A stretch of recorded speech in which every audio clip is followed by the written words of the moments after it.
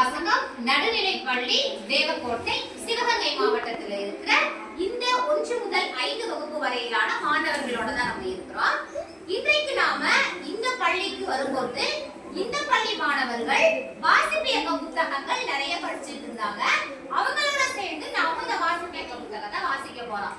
இன்னைக்கு இவர்கள் நமக்கு கொடுத்திருக்க புத்தகம் என்னன்னு பாத்தீங்க அப்படின்னா பாப்பாவின் கதை. என்ன புத்தகம்? பாப்பாவின் கதை. பாப்பாவின் பயம். புத்தகத்தோட பேர் என்ன? பாப்பாவின் பயம். உங்களுக்குலாம் எதை பார்த்து பயமா இருக்கு?